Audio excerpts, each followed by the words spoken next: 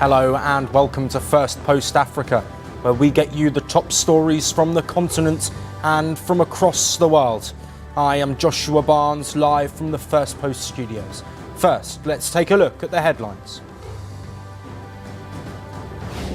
US President Donald Trump signs a trade deal with Japanese Prime Minister Sanae Takaichi, focused on rare earths. The American leader is in Japan for the second leg of his Asia tour. Malaysia hands over the chair of the Association of Southeast Asian Nations to the Philippines as the regional bloc's three-day annual summit ends in Kuala Lumpur. Severe cyclonic storm Monta is set to make landfall on the eastern coast of India in the state of Andhra Pradesh. Railway authorities cancel dozens of trains as the region braces for the cyclone. Tech giant Amazon says it will cut its corporate workforce by 14,000 roles in a bid to limit costs and shift focus to the artificial intelligence sector.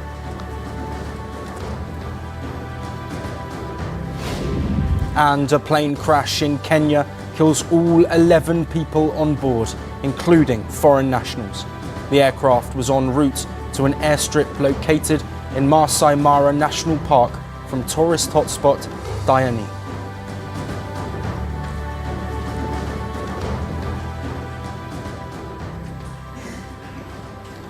Hello and welcome. Today we begin our show with the latest updates from Cameroon. Fresh protests erupted in the country after its 92-year-old President Paul Biya secured an 8th term in office. Hundreds of protesters hit the streets in parts of Cameroon to oppose Biya's victory. The demonstrators carried out rallies, torched piles of debris and clashed with security forces. The protests rocked the country's economic capital, Douala, and opposition leader Issa Tchiroma Bakary's hometown of Garoua. We want our president, Issa Tchiroma, to come and fix the country. We have suffered enough. Young people are not working. Everyone is suffering. There are no jobs. And the country is in chaos. In other words, the crisis in the north is not being resolved. The arms dealers are not being dealt with.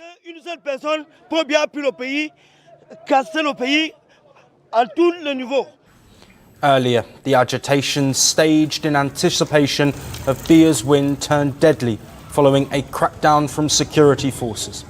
The protests killed at least 4 people after forces allegedly fired live ammunitions and tear gas.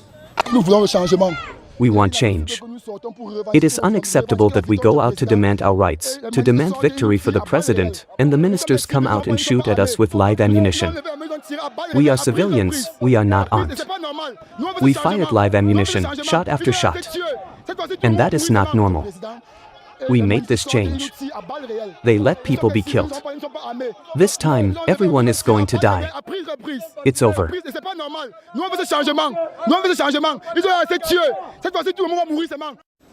Biya condemned the deaths in a social media post. At a time when the sovereign people have once again placed their trust in me for a new term of office, my first thoughts go out to all those who have needlessly lost their lives and to their families as a result of the post-election violence. The demonstrations erupted after Tchiroma rejected Biya's victory and called for protests. He denounced the results as a masquerade. For the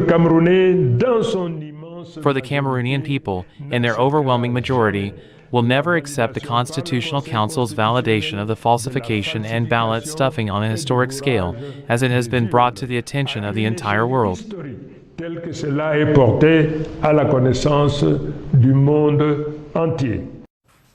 Cameroon's Constitutional Council stated that Biya won with the election more than 53% of the votes, and Tchiroma trailed with a little over 35%. While 8 other candidates secured less than 1% of the votes each. But Tchiroma challenged these results. According to his tally, he secured more than 54% of the votes. And Amid Tchiroma's growing criticism of results, the Biya-led government has intensified its crackdown. The authorities have deployed police and security officials at major intersections and sensitive sites across the country's capital. Public gatherings have been banned. Traffic restrictions are in place in most major cities, and several shops and gas stations were shut over fear of clashes. This is not the kind of situation I want my children to live in. I'm basically scared to even post online, but I have to do it either ways, because if I don't do it now, my children will have to live in this same fear. We have people scared to even come out and say, no, this is bad, because they don't know what will happen to them. I don't want my children to live in this kind of situation. Well, despite the protests, the election results allow Biya to extend his more than 4-decade-long rule. At 92, Biya is the world's oldest head of state, and now he could remain in power until near his 100th birthday. He is only the second person to lead Cameroon since its independence from France in 1960. His critics claim that Biya has ruled the country with an iron fist. He is accused of repressing political opposition and holding on to power. But will he be able to navigate the country through these turbulent protests?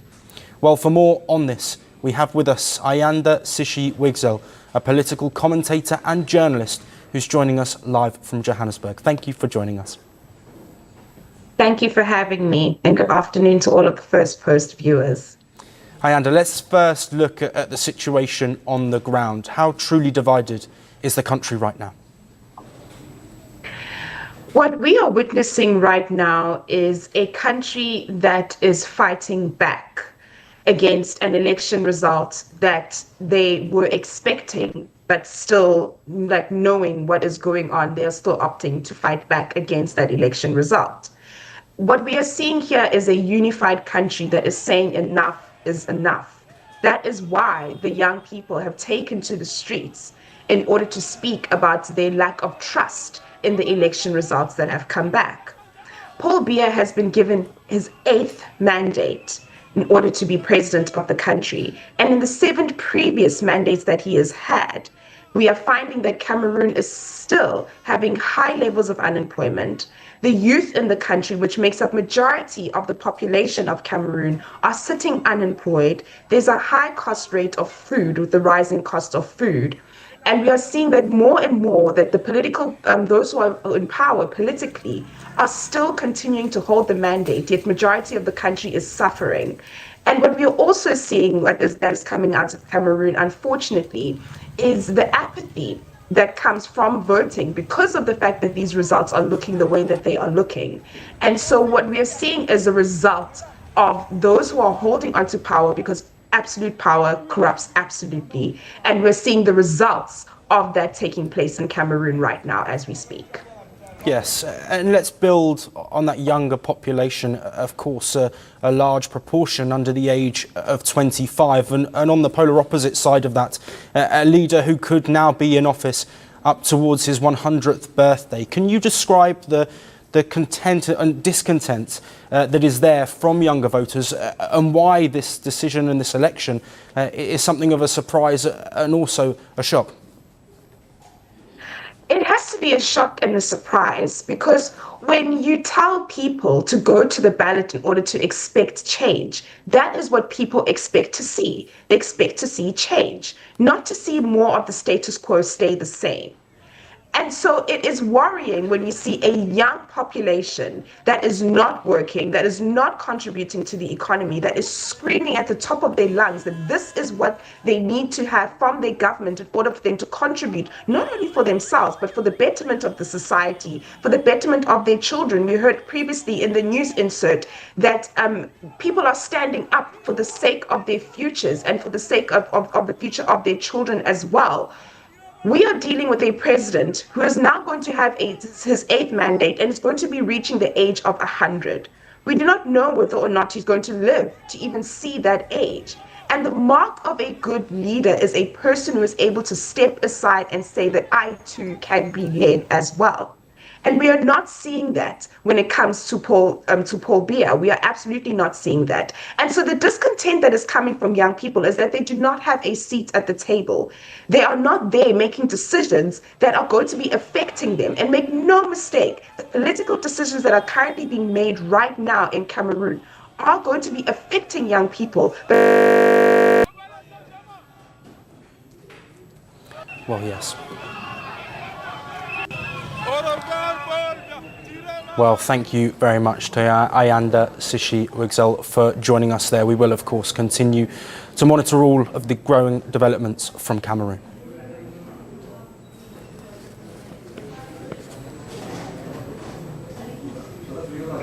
And as Cameroon faces post-poll tensions, another African nation is bracing for controversial general elections. Tanzania will head to the polls tomorrow. President Samia Suluhu Hassan is set to face her first direct election. Tanzania's first female president came to power in 2021 after the death of her predecessor. But her win is all but guaranteed, as Tanzania's polls appear to be an opposition-less contest. Most rival candidates have been barred or jailed ahead of the vote. This includes main opposition leader Tundu Lissu, who is currently on trial for treason. His party, Chadema, along with the third largest party, ACT Wazalendo, has also been banned. Some 17 candidates have been cleared to run, all from smaller, less influential parties, making President Hassan's path to re-election seemingly easy. In the lead up to the vote, opposition, politicians and rights groups have accused the government of abductions and arrests of political opponents. Early voting has begun in Zanzibar. It's a semi-autonomous archipelago where President Hassan originally hails from. The main opposition there has accused authorities of registering deceased individuals to vote, describing it as early stealing. Tensions between Zanzibar and mainland Tanzania have long shaped the country's politics, and the outcome there could prove crucial for the ruling CCM party. The party has ruled Tanzania since independence in 1961, and while campaigns are usually vibrant, they are marked by fear and repression. Hassan, who succeeded John Magufuli, a leader criticised for suppressing dissent and curbing press freedom, initially promised reforms and a new era of openness. But over the past 2 years, critics say she has allowed the same playbook as her predecessor. The political space has shrunk and targeting of government critics has intensified, with reports of abductions, torture and killings becoming increasingly common. Reports indicate at least 83 abductions since Hassan came to power in 2021. One particularly severe case involved a senior member of the main opposition party who was found dead outside Dar es Salaam last year. His body showed signs of severe beating and acid burns. In another case, a prominent media owner and government critic was abducted in Kenya earlier this year. Her organisation alleges Tanzanian security agents were involved. Foreign activists from Uganda and Kenya have also claimed they were detained, tortured and dumped at the border after supporting opposition leader Tundu Lissu. While President Hassan says she has ordered police to intensify investigations into the disappearances and suppression, there have been no conclusive findings. And critics say unaccountability continues to thrive as Tanzania heads to the controversial polls.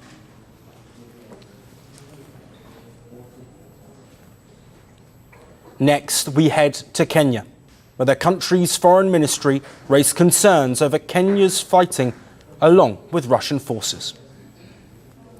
Kenyans are allegedly being lured by Russian recruiters to fight on the front lines against Ukraine. Lured by corrupt and ruthless agents to travel to Russia and unknowingly find themselves in the Russian military operation. But Kenya hasn't pointed the finger at Russia's government. The system has been made complicated by the agents who masquerade as working with the Russian government, and use unscrupulous methods, including falsified information, to lure innocent Kenyans into the battlefield. The Foreign Ministry states that some Kenyans are ending up detained in military camps. However, no specific figures were given on the number of recruits or on those detained or injured while fighting for Russia. Now, Russia has repeatedly been accused of deceiving citizens from poorer nations into joining their military ranks. It is alleged that contracts are written in Russian and cannot be understood by those signing up. But why could Russia be looking to other nations for soldiers? Well, firstly, Russia is experiencing heavy losses on the front lines. Ukraine's armed forces say that Russia suffered approximately 1,137,000 casualties since February of 2022. And a formal mobilization of Russian citizens could be a political risk for the Kremlin. The last such call-up in 2022 saw hundreds of thousands of Russians flee the country to avoid fighting. Then there is the cost effectiveness. Foreign fighters are viewed as cheaper alternatives with a lower compensation and death benefits compared to Russian soldiers. Reports suggest this is all part of a strategic expansion, with suggestions Russia is aiming to increase its armed forces to the size of 1.5 million active soldiers by 2026. The country currently has over 1.3 million active soldiers. Back now to Kenya. There is widespread poverty and limited job opportunities. For those in work, the average salary in the East African nation stands at around 80,000 Kenyan shillings per month. This equivalent to just over $600. Compare this to a starting salary in the Russian army, which is often over $2,000 a month. But concerns over the validity of agents who are signing Kenyans up to fight on the front lines are still there. And Kenya's foreign ministry says that the country is still committed to signing a labour agreement with Russia that will provide citizens access to quote-unquote genuine job opportunities in Russia. This also comes in the wake of conflicting reports last month on whether a Russian diplomat was arrested for recruiting fighters in the country. And an arrest of a Kenyan citizen was reportedly made last week, with individuals who were bound for Russian front lines rescued. The situation on the ground remains shrouded in mystery, but the Kenyan government has acknowledged their concern. And the Russia-Ukraine war shows no sign of slowing down. Losses on both sides continue to mount. Russia needs new troops to continue its offensive, and citizens of poorer nations like Kenya could provide that new influx.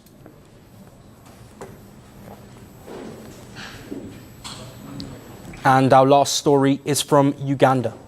President Yoweri Museveni has praised the Indian community for their contribution to the country's economic growth. President Museveni and First Lady Janet Museveni hosted a Diwali dinner at the State House on Sunday. The event brought together prominent members of the Indian diaspora in Uganda.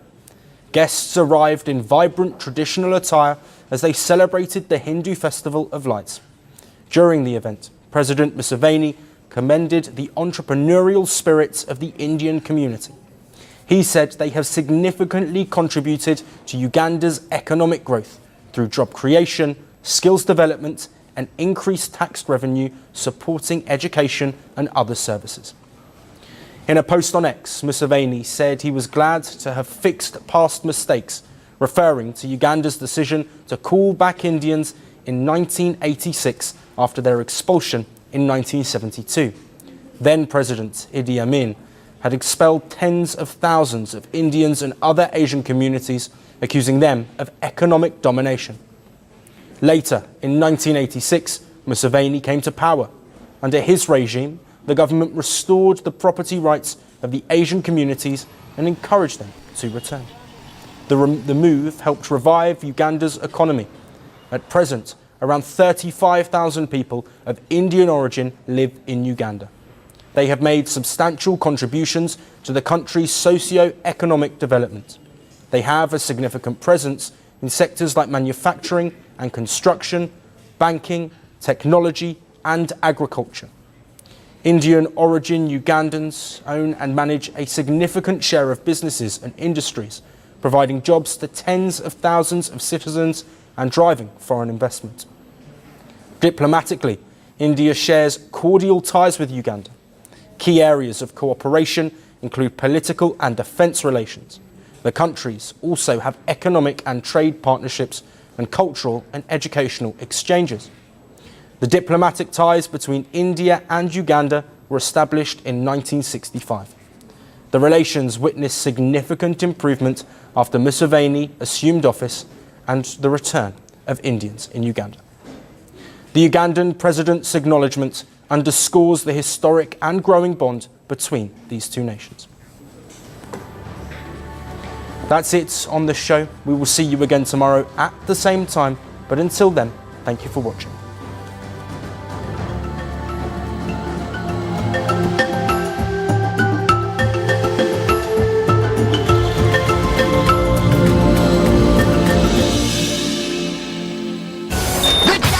It's over!